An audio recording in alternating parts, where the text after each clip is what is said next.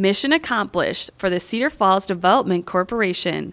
On Monday, September 23rd, the City Council approved a resolution of support for the 28-member group seeking a Main Street Challenge grant towards the renovation of the old Cedar Falls Post Office building located at 217 Washington Street. Just last year, the City Council voted to demolish this old building, claiming that the building needed extensive renovation in order to be reused. The city had adopted the building as an annex to the City Hall back in the 1960s. However, several community Main Street and Cedar Falls Historical Society members had lobbied against this. They hoped someone would come along to preserve it, and that's when the development group came together, created over the course of several months, and led by Dan Tyndall, Mark Miller, and his wife Nancy. On Monday, there were some challenges over stipulations that would require the development group to hold the bill for legal expenses related to the project. Councilman Nick Tabor believed that the policy went against the council's regular procedures and concerned the detail of the expenses that would be paid on behalf of the development corporation.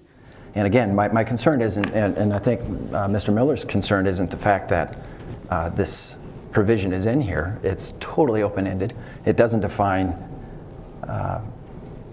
anything with any clarity. And I don't know, if I was on the side of the CFDG group, I'd be real hesitant to agree to something like this. But perhaps the most important point is this. This is a resolution that is just being done in support of the Main Street Challenge grant.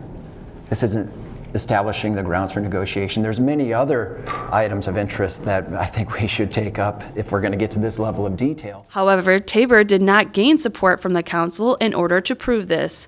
Mark Miller, the president of the development group, was also present at the city council meeting and explained a bit of the process it takes in order to obtain the grant and why he wants to continue with this process regardless of this issue. What this resolution does, it allows us to, we've been approved by Community Main Street as being the project going forward for the challenge grant, and this allows that to happen. We still have to work on the lease and everything else. Sure. It doesn't allow us to go into the building and do any mold remediation because it's the city property currently. Oh. We can't go in and do any demolition. We can show it to prospective tenants, and that's what this resolution allows us to do until we actually come back and ask for a lease for the project. We're not asking the city that we're not going to pay expenses. In this resolution phase, we won't have any expenses as far as the development group because there's nothing we can do with the building. We can show it, but we can't actually renovate it. And that's the whole purpose that we're here for. Therefore, the council approved the resolution to support the grant application. So what will become of this building? The goal of the group was to begin remodeling soon and hopefully start subletting it. We'll have to see what becomes of this building in the future months. Reporting for Cedar Falls City News, I'm Bridget Reedy.